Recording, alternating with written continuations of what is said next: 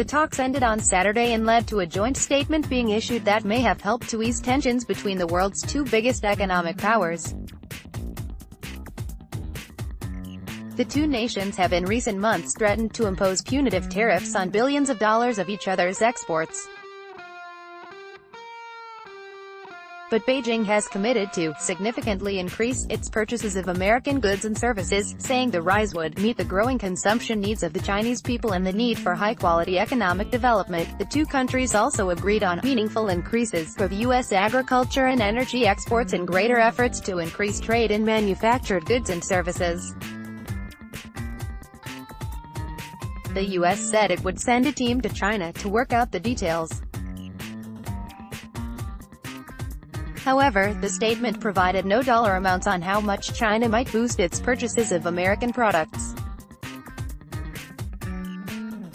But Lawrence Kudlow, head of the President's National Economic Council, said a reduction in the trade gap of at least $200 billion (£148 billion) by 2020 was a good number. Last year, the U.S. had a record deficit with China in merchandise trade of $375 billion (£278 billion), the largest with any nation. The statement also offered no clarity over whether the talks had made progress in easing a developing tit-for-tat trade war in which each nation threatened to impose punitive tariffs.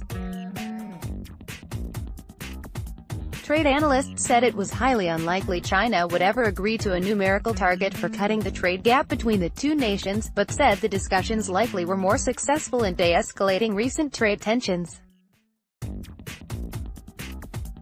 Eswar Prasad, an economist and trade expert at Cornell University, said, "It is likely that this agreement, weak and vague though it is, will serve as grounds to at least delay the imposition of tariffs," referring to the meeting to be held on the 12th of June between U.S. President Donald Trump and North Korea's leader Kim Jong-un. Mr. Prasad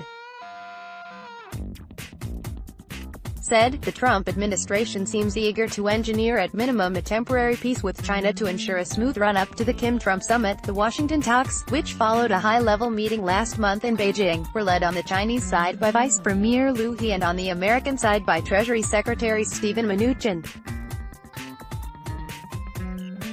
The U.S. delegation included U.S. Trade Representative Robert Lighthizer. Mr. Trump campaigned in 2016 on a pledge to get tough on China and other U.S. trading partners. He has spoken of viewing the U.S. trade deficit with China as evidence Beijing was engaged in abusive trading practices. Mr. Lighthizer started an investigation in August into Beijing's strong-arm tactics to challenge U.S. technological dominance. These include cyber theft of U.S. companies' trade secrets and China's demands that American corporations hand over technology in exchange for access to the Chinese markets. Last month, the administration proposed tariffs on $50 billion (£37 billion) of Chinese imports to protest the forced technology transfers. Mr. Trump later ordered Mr. Lighthizer to seek up to an additional $100 billion (£74 billion) in Chinese products to tax.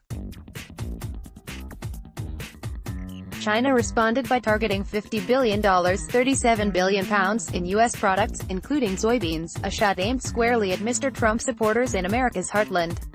The prospect of an escalating trade war has shaken financial markets and alarmed business leaders.